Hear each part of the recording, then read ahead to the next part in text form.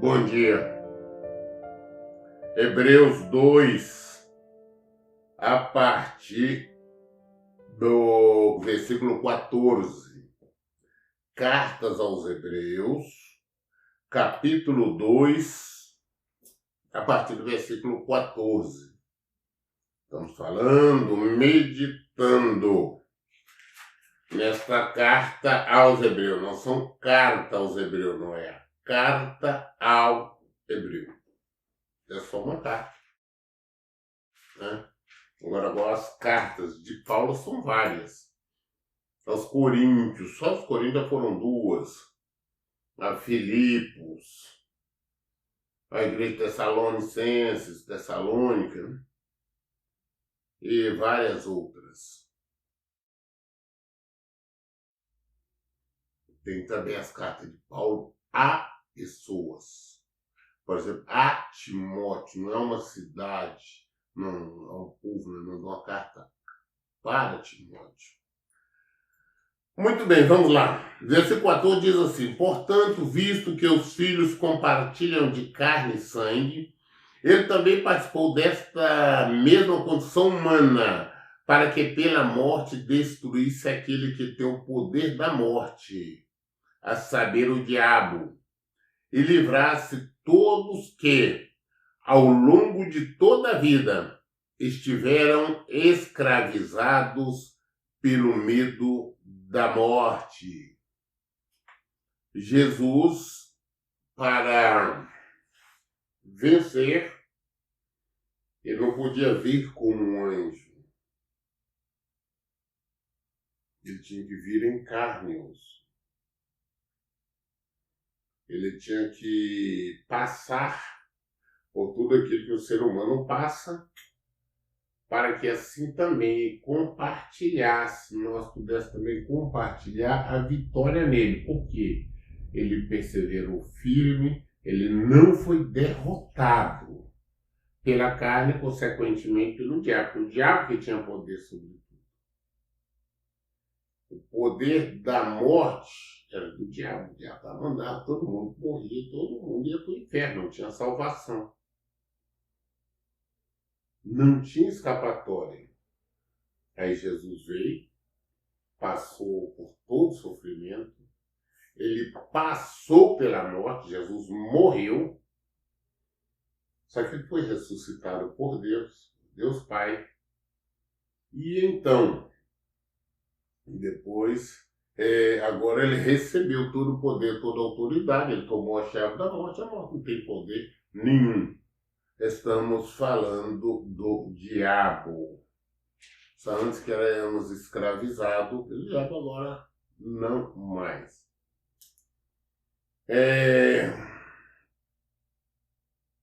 Pois é evidente, versículo 16,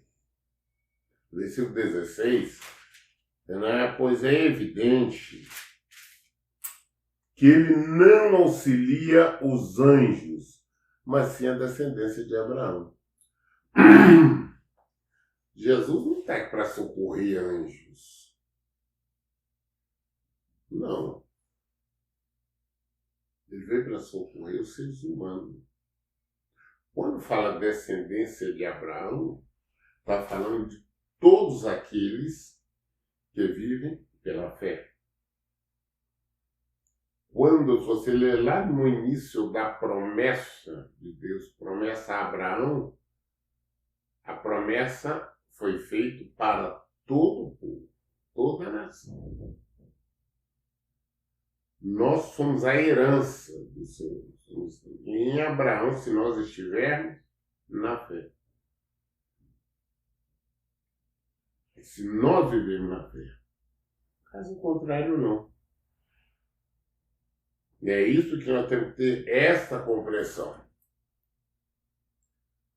Às vezes nós podemos imaginar, nós temos muito o hábito, a religião nos ensinou ficarmos falando muito sobre os anjos, não, anjo isso, anjo aquilo. Deus não anda, não está preocupado com anjo. Os anjos não passam de serviçais a serviço do reino. E outra coisa, eles têm prazer e alegria em servir ao Senhor. O anjo, juntamente com aquela turma que estava em rebeldia à palavra de Deus, nós sabemos o que aconteceu com eles, que hoje é o diabo e os seus demônios. Todo o resto dos anjos tem prazer em servir o Senhor. E sabe, tem dispensável as consequências de não servir. Eles têm exemplo. Aí pelo diabo e os seus demônios. Então, os anjos só obedecem ao Senhor. Só manda e faz. Aí nós ficamos, muitas das vezes, as religiões nos ensinam, nós ficamos pedindo, não, que anjo disso, anjo daquilo, anjo da guarda. Não existe anjo de guarda. Anjos são anjos ao serviço do reino de Deus, nós falamos sobre isso. A função deles primeiro para ministrar aqueles que são escolhidos pelo Senhor. Não, os anjos tomam conta de todo mundo, vou pedir o anjo. Não, essa conversa fiada, isso é religião. Mentira, engano. Versículo 17 diz: por esse motivo era vital que ele se tornasse semelhante a seus irmãos em todos os aspectos, a fim de que pudesse constituir-se sumo sacerdote misericordioso e leal em relação a Deus, e pudesse realizar propiciação pelos pecados do povo. Era vital, necessário que Jesus viesse em carne. Era necessário que ele tivesse as mesmas fraquezas que nós, qualquer ser humano. Muitos já imaginam Deus como uma espécie de anjo, todo porque não passava necessidade, não. Jesus tinha os mesmos problemas que qualquer uma pessoa. Jesus tinha fome, tinha sede, Jesus se cansava. Nós vemos a situação que Jesus, ele cansado, num barco que estava dormindo. Os outros estavam lá atrás e estavam cansados. Tomou um travesseiro lá, deitou no barco e estava dormindo. Aí quando o barco começou, um vento contrário lá, veio aquela tempestade que o acordaram. Jesus tinha sede, prova tal que ele parou ali em Samaria, enquanto os discípulos foram à cidade comprar comida. Ele, cansado e com sede, parou ali perto de um poço, uma fonte de água. O poço tinha sido da época de Jacó. E pediu para uma mulher, uma samaritana, água para ele beber. Ele estava sentado, estava com sede. Jesus tinha as necessidades como qualquer um de nós. Jesus se alimentava como qualquer um. Inúmeras vezes nós vimos ele se alimentando. Mesmo na casa de fariseus. Jesus, como o Zaqueu, ele chegou e falou com o Zaqueu. Falou: Zaqueu, você desce daí porque hoje eu vou pousar lá na sua casa. Jesus foi para lá aquele dia, se alimentou, dormiu lá. Então Jesus tinha necessidade como qualquer uma outra pessoa. Mas ele não deixou-se influenciar por pensamentos errados. Ele não deixou-se influenciar pela carne, a vontade da carne, os desejos da carne. Porque ele temia o Pai.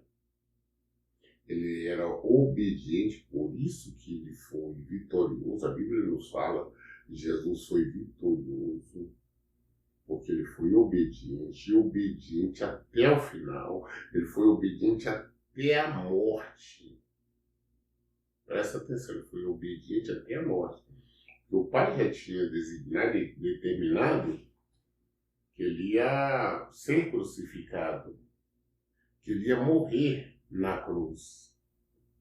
Jesus sabia disso com antecedência, mas ele foi obediente. Prova tal que antes dele ser preso, ele estava no jardim de Getsêmani, e ele orou a Deus, falou, não, se for possível só evitar que eu passe por isso, então só evite, mas caso contrário, que você já fique à vontade do Senhor. Novamente, nós vemos ali no jardim de Getsêmani, a humanidade dele transparecer, porque ele no desespero, como qualquer um, sabendo tudo o que iria acontecer, ele buscando conforto no Senhor, orando com o Senhor. Deus tinha mandado, inclusive, anjos ali para estar confortando, mas o desespero dele foi tão grande que os poros, algumas pequenas veias, né, da cabeça dele estourando, escorria o sangue que misturou com suor. Aí fala que Jesus suou, né, o suor dele escorria sangue, exatamente por isso. Então, imagine ele sabendo tudo o que ia acontecer. Vou ser preso daqui a pouco, vai acontecer tudo isso. Vão me espancar, vão passar tudo de mim. E depois vão me crucificar. Ele era consciente disso. Então, olha bem a humanidade de Jesus. A obediência ao Pai. Isto para que ele fizesse para que nós pudéssemos ser salvos, para que nós pudéssemos ser perdoados, para que nós tivéssemos o direito à escolha da salvação, pudéssemos ser salvos. Só Jesus podia fazer isso, e ele fez. Então, nós temos que entender sobre a salvação. A nossa salvação não é algo que você vai no supermercado e compra, não. A nossa salvação não é porque você vai a uma congregação, uma denominação e paga ali e comprou. A nossa salvação foi comprada. O custo dela foi o sangue. O sangue de Jesus. Então, se você não respeitar, se você não considerar, não temer, não entender isso, você não será salvo. Se você vive em desobediência, em rebeldia, não quer saber da palavra do Senhor, você vai pagar um preço muito alto, porque você não será salvo. Então foi necessário que ele viesse para realizar a propiciação pelo pecado do povo.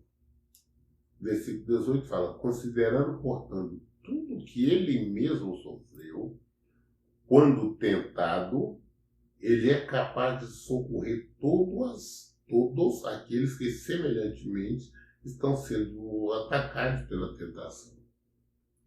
Assim como Jesus foi tentado inúmeras vezes, nós vimos quando ele saiu, depois do batismo, ele foi para o deserto, Deus o enviou para ele ser tentado, ele resistiu tudo. Então, toda tentação que vem sobre nós é da carne, desejo humano. E nós podemos resistir a essas tentações, porque Jesus não somente entende, como nos dá força, nos dá condições de nós escaparmos das tentações, de resistirmos às tentações. Se nós caímos nas tentações, é porque realmente nós não conhecemos, nós não respeitamos, nós não amamos. Então nós vamos padecer. Ok? Nós concluímos o capítulo 2 de Hebreus. E, querendo Deus, amanhã nós daremos continuidade a partir do capítulo 3. Todas as dúvidas nós esclarecemos na Bíblia. Por isso, em todo o tempo, eu digo, leiam, pratique a Bíblia. Deus abençoe. Então, bom dia.